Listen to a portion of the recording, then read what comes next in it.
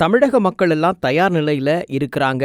April 23ஆம் தேதி காலை நேரத்திலேயே தங்களுடைய ஜனநாயக கடமையை ஆற்றுவதற்கு தயாராகி வருகிற தருணம் இந்த தருணம். 1952ஆம் ஆண்டுல ஏறக்குறைய 1.99 கோடிக்கு குறைவான மொத்த வாக்காளர்களுடைய எண்ணிக்கை இருந்தது. ஆனா 2021ஆம் ஆண்டு நிலவரப்படி அது 6.28 கோடியாக பல மடங்கு உயர்ந்திருக்கிறது. அப்படின்னு சொன்னா மக்களுடைய வாக்களிக்கக்கூடிய அந்த விருப்பமும் ஜனநாயக கடமை ஆற்றுவதில் மக்களுக்குள்ள ஈடுபாடும் அதிகரித்து இருக்கிறது பார்க்க முடியுது. ஒரு மாநிலத்தின் மக்கள் தொகை பெருக்கம் மட்டுமன்றி 1989ஆம் ஆண்டு முதல்ல வாக்குரிமைக்கான வயது 21 இருந்தது. ஆக அதை அப்படியே 18ஆக குறைக்கப்பட்ட பிறகு இளம் தலைமுறையினுடைய பங்களிப்பை அதிகரிக்க வேணும் அப்படின்னு தேர்தல் ஆணையம் சில நடைமுறைகளை படுத்தினாங்க. அதன் மூலம் கிடைக்கப்பட்ட ஒரு வாய்ப்பின் காரணமாக 18 வயது நிரம்பியவர்கள் வாக்களிக்கலாம் அப்படின்ற முடிவுக்கு வந்தாங்க.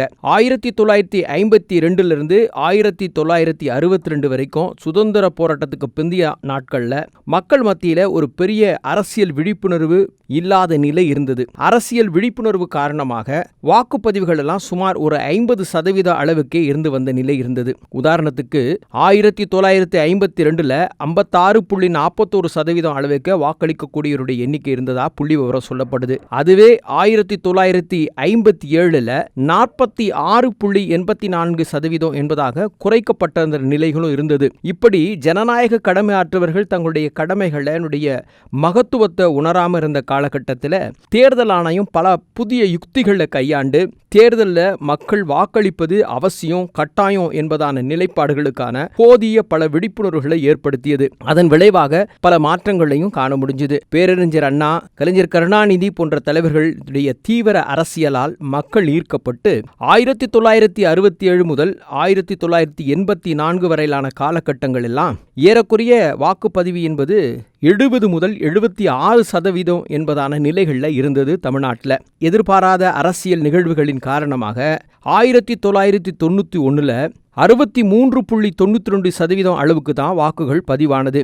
அதனுடைய விளைவா பல்வேறு விதமான நலத்திட்டங்களை எளிதாக வாக்களிக்க வருவதற்கான வாய்ப்புகளை பெரிய அளவில் ஏற்பாடு செய்ததோடு பெண் வாக்காளர்களை கவரும் வகையில் வாக்குச்சாவடிகளில் பல ஈர்க்கும் வகையில் பல்வேறு விஷயங்களை நடைமுறைப்படுத்தினாங்க. கடந்த 20 ஆண்டுகளில் தமிழகத்தில் ஆண் வாக்காளர்களை விட பெண் வாக்காளர்களே அதிகரித்து போனதற்கு இது ஒரு மிக முக்கியமான காரணமாக இருக்கிறது. குறிப்பாக நகரப்புறங்களிலும் மலைப்பிரதேசங்களிலும் இருப்பவர்களாக இருந்தால் கூட அவங்க எளிதாக வந்து வாக்களிப்பதற்கான அனைத்து வசதிகளையும் நவீனப்படுத்துகிற முறைகளையும் கொண்டு வந்தாங்க தேர்தல் ஆணையம். 2014ஆம் ஆண்டு மக்களவை தேர்தலின் போது அறிமுகப்படுத்தப்பட்டது நோட்டா என்ற ஒரு நடைமுறை. இந்த நோட்டா என்பதற்கான விஷயங்களில் நான் யாருக்கும் வாக்களிக்க மாட்டேன் என்பதற்கான அடையாளமாக அந்த நோட்டா முறையை அமுல்படுத்தினாங்க.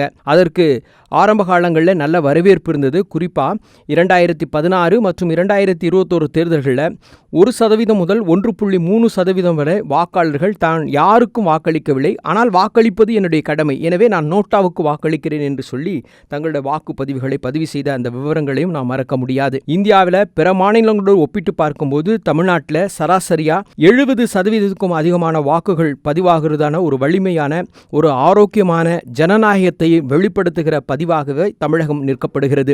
1952 முதல் நடத்தப்பட்ட தேர்தலில் ஏறக்குறைய 1,99,58,669 வாக்குகள் பதிவான ஏறக்குறைய 56% அளவுக்கு பதிவான வாக்குகளுடைய விகிதாச்சாரங்கள் அப்படியே படிப்படியாக உயர்ந்து 2021 ஆண்டின் பதிவின்படி ஏறக்குறைய 6,29,35,736 என்பதான, அதாவது 72% அளவிற்கு வாக்காளர்களுடைய எண்ணிக்கை அதிகரித்திருக்கிறது, வாக்களிப்பவருடைய பங்களிப்பு அதிகரித்திருக்கிறது என்பதான புள்ளி விவரங்கள் சொல்லப்படுகிறது. இப்போ சமீபத்தில் SIR என்று சொல்லப்படுகிற வாக்காளர் வரைவு பட்டியலை நடைமுறைப்படுத்தப்பட்ட பிறகு நிறைய புதிய மாற்றங்கள் வந்தது. ஏற்கனவே இரட்டை வாக்காளர் முறைகளில் இருந்தவர்களிடம் பெயர் நீக்கம் செய்யப்பட்டது. 2 முகவரியில் இருந்தவர்களுக்கெல்லாம் தெளிவுபடுத்தப்பட்டது. அதாவது வெளியூரில் சென்று வாக்களிப்பவர்களை உள்ளூரிலே குறிப்பிட்ட காலங்கள் இருந்திருந்தால் அவர்கள் வாக்களிப்பதற்கான சூழலை உருவாக்குவது, இப்படியான பல விஷயங்களை நடைமுறைப்படுத்துவதனுடைய விளைவாக 7000 வாக்காளர்களை நீக்கிட்டு ஒழுங்குபடுத்தியிருக்கிறது தேர்தல் ஆணையம்.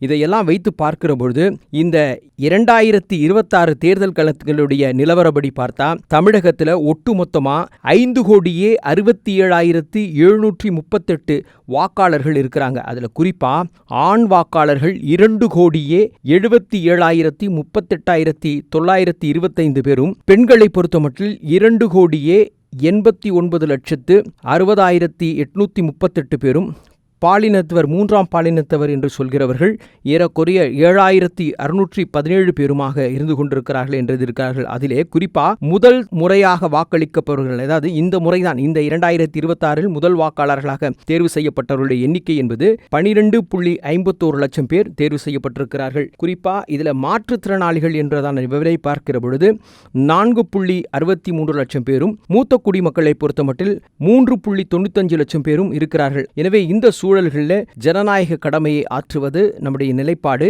அதிகமான எண்ணிக்கை அளவில் வாக்குப்பதிவு முடிவுபடுத்த வேண்டும் என்பதிலே தேர்தல் ஆணையம் கவனம் செலுத்தி வருகிறது. எனவே இந்த சூழலில் அனைவரும் தங்களுடைய ஜனநாயக கடமையை நிலைநிறுத்துவோம். வலிமையான தேசத்தை கட்டமைப்பதற்கு ஒரு ஜனநாயக கடமை மிக முக்கியம் என்பதையும் பதிவு செய்கிறோம்.